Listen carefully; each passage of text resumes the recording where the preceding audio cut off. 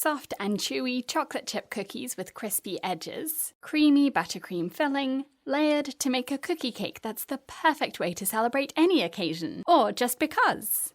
Start by making the cookies with a method to make them perfectly stackable and easy to serve at the end. I'm using my gluten-free recipe, but you can use any chocolate chip cookie recipe you like. For my recipe, mix 6 tablespoons of butter, a 1/4 cup of brown sugar, and 2 tablespoons of white sugar with a mixer at medium speed until it's creamy, which takes about 2 minutes.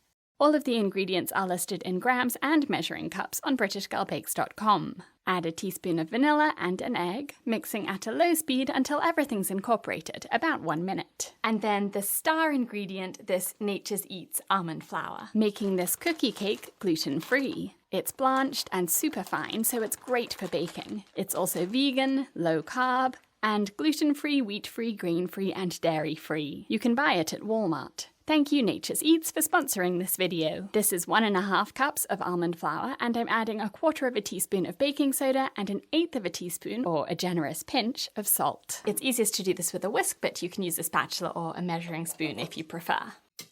Now add these dry ingredients to the mixer and mix on the lowest speed until just combined. It will look like damp sand. Add 1/2 cup of chocolate chips and stir them in by lifting up the cookie dough and folding it over the chocolate chips.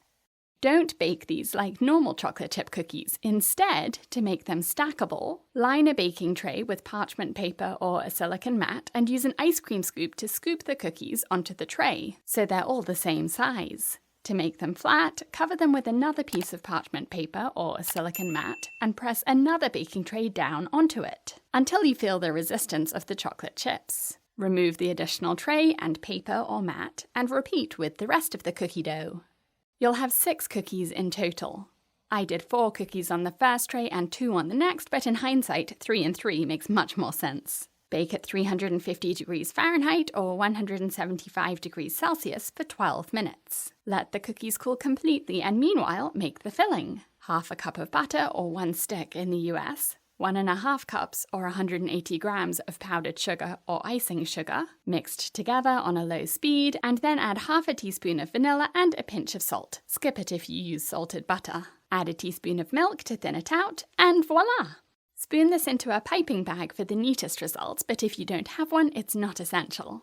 Prepare the cooled cookies for the cake by pre-cutting them, a trick I saw Baked by Dan do on Instagram. Leave the bottom cookie intact, but cut the rest into slices. I'm making 6 slices out of each, and you can cut them one by one, or stack the cookies and cut them together, but the edges will be the neatest if you cut them one by one, and clean the knife in between cookies. To layer the cookie cake, use a dot of buttercream to attach the first cookie to a platter or plate or cake stand so that it doesn't slide around. Pipe or spread a thin layer of buttercream on top, and then press another cookie on top, piece by piece. Pipe or spread more buttercream on top of this cookie. It's best not to go right up to the edges of the cookie so it doesn't ooze out when you stack more cookies on top. I should mention that if you want to make a larger cookie cake, double the recipe and use 2 ice cream scoops of cookie dough for each cookie. To make 6 cookies, that will be about 8 inches wide. Double the buttercream recipe too.